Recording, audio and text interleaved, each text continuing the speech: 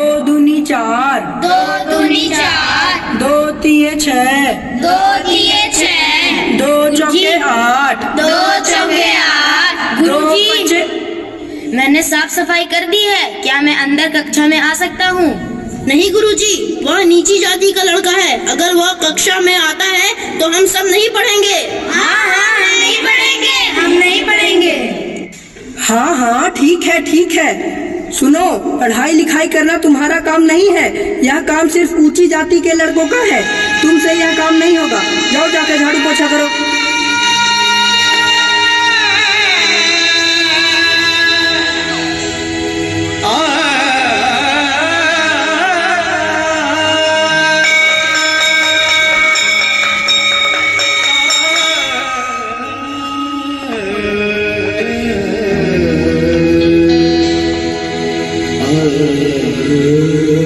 सुनो, मुझे भी प्यास लगी है, थोड़ा पानी पिला दो, भगवान की मेहरबानी होगी। ए महार जाति का लड़का, तुम यहाँ क्या कर रहे हो? यहाँ तुम्हारी जगह नहीं है। चलो निकलो यहाँ से। हाँ हाँ, निकलो, चलो निकलो। सारा दिन खराब कर दिया।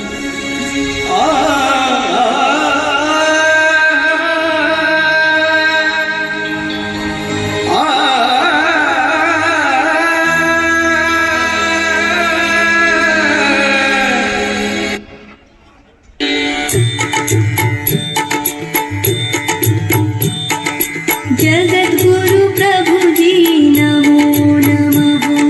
जगत गुरु प्रभु जी नमो नमः। तुम यहाँ क्या कर रहे हो? पंडित जी, मुझे भी भगवान का दर्शन करना है, मुझे भी आशीर्वाद लेनी है। तुम यहाँ नहीं आ सकते, तुम अछूत हो। तुम्हारे अंदर आने से मंदिर अपवित्र हो जाएगा।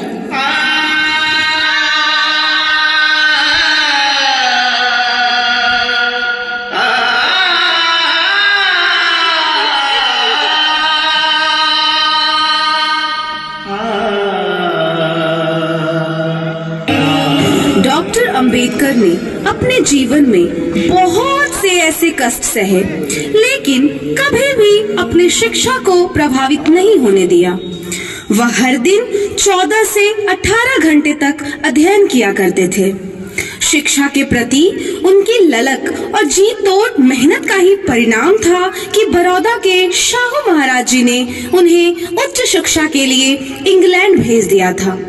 लंदन प्रवास के दौरान वे हर रोज लाइब्रेरी में जाया करते थे और घंटों पढ़ाई किया करते थे। Why are you eating food in the library instead of going to the cafeteria? I'm going to cancel your membership and you will have to pay fine for this act. Please forgive me, sir. Don't cancel my membership. I need to study for the betterment of people of my society. I don't have enough money to go to the cafeteria and have lunch. That's why I was eating here, sir. Please forgive me. I need to continue my study. Oh my goodness, you are there for such a great cause. Listen brother, from today onwards you will not eat here in the library. Instead you will come to the cafeteria. I will share my lunch with you every day.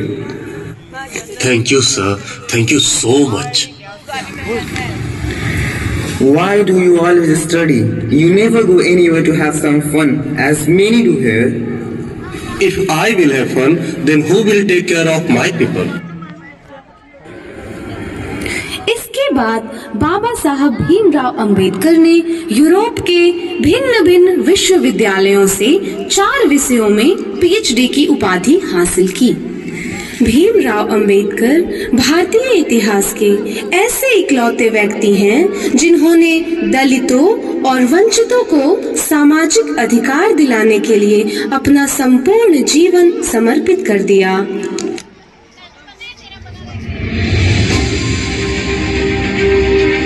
हम आदि से अंत तक भारतीय हैं। महात्मा आए और चले गए, परंतु अछूत अछूत ही बने हुए हैं। जाति एक धारणा है जो मन की अवस्था मात्र है। कुछ लोग सोचते हैं कि धर्म समाज के लिए आवश्यक नहीं है। मैं यह दृष्टि नहीं रखता। मैं धर्म की नींव को समाज के जीवन और प्रथाओं के लिए आवश्यक मानता हूँ। परंतु जो धर्म जन्म से एक को श्रेष्ठ और दूसरे को नीच बनाए रखे, वह धर्म नहीं गुलाम बनाए रखने का षड्यंत्र है। यदि हम एक संयुक्त, एकीकृत, आधुनिक भारत चाहते हैं तो सभी धर्मशास्त्रों की संप्रभुता का अंत होना चाहिए। धर्म मनुष्य के लिए है, न कि मनुष्य धर्म के लिए। हमें अपने पैरों पर खड़ा होना है, अपने अधिकार के लिए लड़ना है। राजनीति में हिस्सा न लेने का सबसे बड़ा दंड यह है कि अयोग्य व्यक्ति आप पर शासन करने लगता है। मैं राजनीति में सुख भोगने नहीं, बल्कि अपने सभी दबे कुचले भाइयों को उनके अधिकार दिलाने आया हूँ। ज्ञान हर व्यक्ति के जीवन का आधार है। शिक्षा महिलाओं के लिए भी उतनी ही जरूरी है जितनी पुरुषों के लिए। मैं बहुत मुश्किल से इस कारवां को इस स्थिति तक लाया। यदि मेरे लोग, मेरे सेनापति इस कारवां को आगे नहीं ले जा सके तो पीछे भी मत जाने देना। बाबा साहब भीमराव अंबेडकर की जय। बाबा साहब भीमराव अंबेडकर की जय। मेरे नाम की जय जयकार करने से अच्छा है मेरे बताए हुए रास्ते पर चलें। धन्यवाद।